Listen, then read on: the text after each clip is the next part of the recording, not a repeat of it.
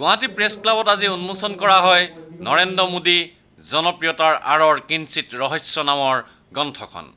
ভাৰতীয় জনতা পাৰ্টিৰ প্ৰক্ষেপিত প্ৰধানমন্ত্ৰী পদৰ প্ৰাৰ্থী নৰেন্দ্ৰ মোদীৰ বিষয়ে লিখা গ্ৰন্থখন উন্মোচন কৰে বিশিষ্ট সাংবাদিক চিন্তাবিদ ধীৰেন্দ্ৰনাথ চক্ৰৱৰ্তীয়ে।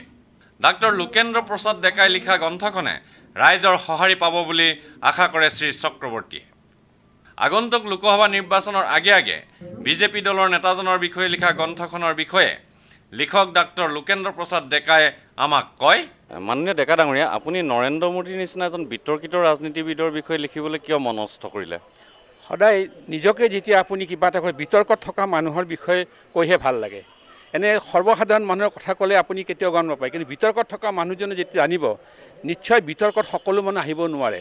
বিতৰ্কত থাকিব লাগিলে বিষয়জন যিকোনো ব্যক্তিৰ অসাধাৰণ কিমান ব্যক্তিত্ব থাকিব লাগিব, তাৰ কাৰণে তেওঁলোক সদায় সমালোচক বা হেৰি হয়। মই সেইভাৱে নৰেন্দ্ৰ মোদী কিতাপখন লিখিব ওলাইছোঁ যে আজি বৰ্তমান ভাৰতবৰ্ষৰ যি ৰাজনৈতিক প্ৰেক্ষাগৃহত যিটো অৱস্থা হৈছে, মই দেখিলোঁ এনেকুৱা ধৰণৰ মানুহে যদি আমাৰ ভাৰতবৰ্ষখন যি পৰিৱৰ্তনৰ কথা কৈছে, এটা গুড গভৰ্নেন্সৰ কথা কৈছে, মই ভাবোঁ নৰেন্দ্ৰ মোদীৰ নিচিনা এজন অসাধাৰণ ব্যক্তিহে আমাৰ ভাৰতবৰ্ষৰ আজি 133 কোটি জনসাধাৰণৰ কিবা এটা আপুনি মংগল কামনা কৰিব পাৰোঁ। তাত বাহিৰে মই বেলেগৰ কথা ভাবিব পৰা নাই।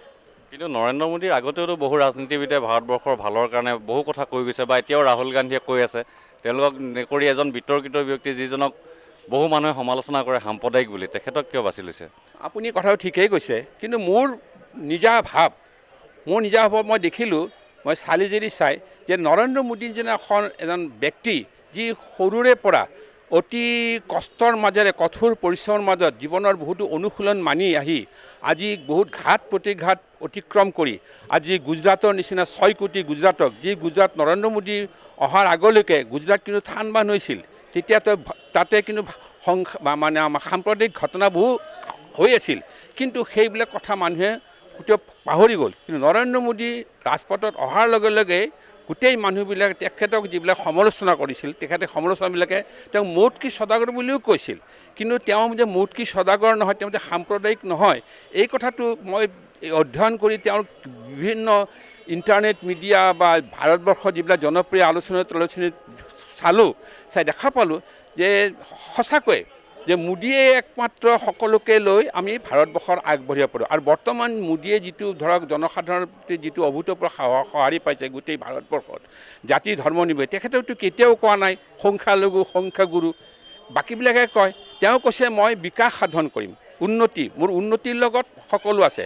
আৰু তেওঁ দেখুৱাই দিছে আজি ভাৰতবৰ্ষৰ যিটো আমাৰ ইছলাম ধৰ্মৰ মানুহ, তেখেতসকলে আজি আমি সংখ্যালঘুৰ ওপৰত যিটো বেলেগ ৰাজনীতিবিলাকে সদায় ঢাক ঢোল বজাই অমুক তুমুক কৰি আছে বুলি কয়, কিন্তু একমাত্ৰ মোদী ডাঙৰীয়াক যদি আপুনি সোধে এতিয়া গুজৰাটত অকল ইছলাম ধৰ্মৰ মানুহখিনি ক'ব নহয়, আমি মোদীয়ে আমাৰ বিকাশৰ কাৰণে যিখিনি কাম কৰিছে আজি ভাৰতবৰ্ষত কোনো কৰা নাই। আৰু মই আপোনাক এটা কথা ক'ব মই ধন্য মানিছোঁ যে আজি ভাৰতবৰ্ষৰ যদি ইছলাম ধৰ্মৰ কোনো মানুহ যদি সঁচাই যদি উন্নতি লাভ কৰিছে, সেইটো হ'ল গুজৰাট।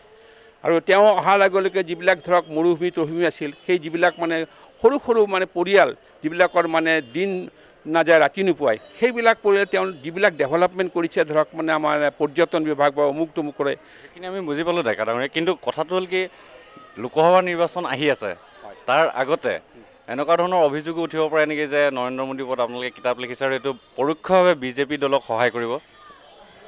মই নাজানো, কোনোবাই কাৰোবাক সহায় কৰিবই কিবা এটা কৰে। মই বিচাৰিছোঁ যে নৰেন্দ্ৰ মোদীৰ নিচিনা অসাধাৰণ ব্যক্তি এজন ভাৰতবৰ্ষৰ প্ৰধানমন্ত্ৰী হওক। আজি আপোনালোকেও জানে যে মেডিয়াত থকা মানুহবিলাকে যে আজি ভাৰতবৰ্ষত কি ধৰণৰ ৰাজনীতি চলি আছে, সদায় সংখ্যালঘু সংখ্যাগুৰু কৰি আছে, কিন্তু আকৌ বিশ্বাস নাই। আজি ইমান স্কেম হৈ গ'ল, আপুনি কওকচোন, এটা স্কেমত কিন্তু নৰেন্দ্ৰ মোদীৰ নিচিনা মানুহ এজন তেওঁ আজিলৈ বেচেলৰ হৈ আছে, তেওঁ আজি তেওঁৰ ঘৰত ঘোটালাৰ কথা নাই, তেওঁ যিখিনি কৰিছে ৰাইজৰ কাৰণে কৰিছে। সেইকাৰণে এনেকুৱা এজন তেওঁ কৈছে যে মোক মই কোৱা নাই, মই তেওঁৰ ভোটৰ কথা কোৱা নাই, কিন্তু তেওঁ যিখিনি কথা কৈছে মই চালি জাৰি চাই দেখিছোঁ যে একমাত্ৰ নৰেন্দ্ৰ মোদীৰ নিচিনা এজন অসাধাৰণ ব্যক্তিয়ে যদি আমাৰ ভাৰতবৰ্ষৰ নিচিনা ইমান বহু সমস্যা থকা ঠাইখনত কিবা এটা কৰিব পাৰে। ভিডিঅ' জাৰ্নেলিষ্ট সুশান্ত দাসৰ সৈতে অমৰদীপ গগৈ, চেণ্টিনেল নিউজ, গুৱাহাটী।